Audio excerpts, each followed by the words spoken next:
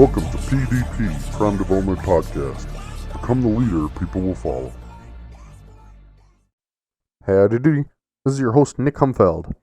And I wanted to start doing a series here. I'm going to call it kind of like nutrition for dummies and stuff like that. Basically a way to make nutrition, fitness, exercise, and different questions people have, aspects to health that make it super simple to understand and not go into huge detail. Just give you the basics and fundamentals so you know what things are, what they mean, and how to implement them in your life.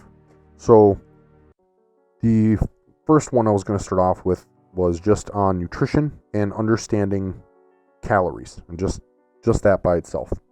So if we look at calories and what they are defined as energy released by food after digestion in the body. And simply just means that whatever you eat, you're going to get energy out of it for your body to use. And there's 4 components to that. You get energy from protein, from carbohydrates, and from fats. Alcohol is also included in there. Alcohol is more like a toxin. We can get into that in another video.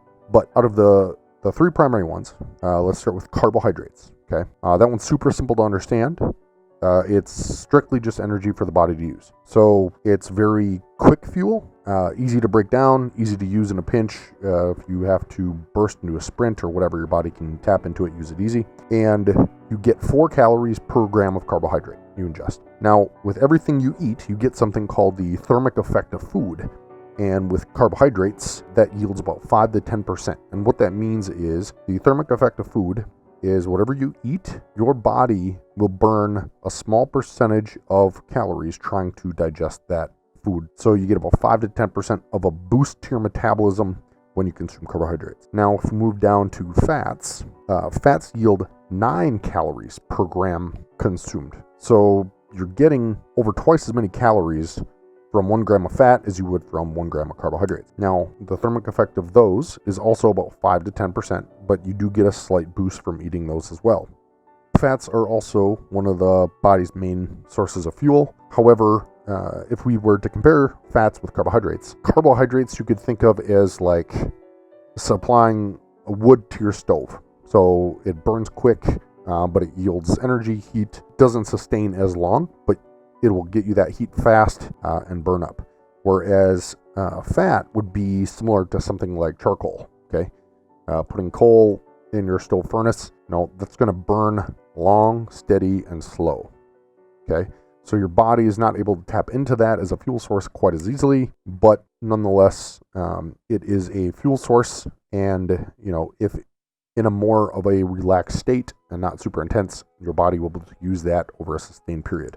Another component of fat, which is why it's so important, is you need to make sure 20% of your calories are coming from fats, because fats, when they're broken down, are the backbone of all your body's hormones. So people that are going on these low-fat diets are really shooting themselves in the foot because they're not able to get the proper nutrition and the proper backbone and all the structures needed to make these hormones in the body so they can run into hormonal issues. For the third and final one, if we move down to protein, okay? Protein is the same as carbs in that you get 4 calories per gram of protein. Now, the cool thing about protein is when we're looking at thermic effect of food as it pertains to the amount of calories you burn trying to digest it, with carbs and fats, you get about 5 to 10%. We discussed that. With protein, you actually get up to 35%.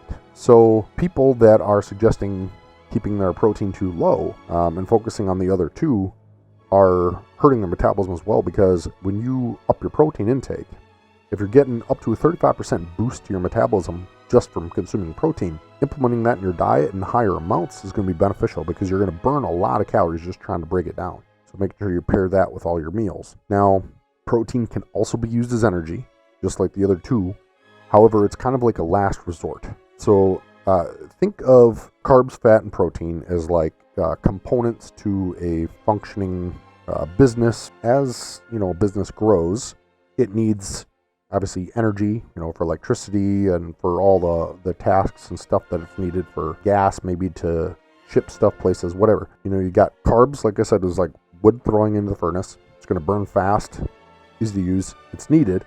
Fats, you're going to get energy, more sustained over a long period of time. Protein, you can think of as like having extra money for your business. So as you expand, you can use that, to buy more coal or more wood or whatever fuel to stoke the fire, but you can also use it as a tool to build your company. So the primary essence of protein is a building block for the body. And that's everything from, if you're going to build more warehouses, more buildings, in the body sense, building more muscle tissue. On a smaller scale, you have things like enzymes, which are little tiny proteins that help reactions in the body occur all over. Those would be like, more materials, more trucks, more employees, whatever, but you're adding more so that the body can do different functions. So it's a building block of all these structures within the body. And so that's what your body likes to use it as. Now, if it's gotten enough and has gotten through all it needs to, then yeah, it can use that as energy as well. But in a whole, going over calories, it's essentially the energy released by food, and it's carbohydrates, fats, and proteins. And those are the building blocks of calories, which help the body.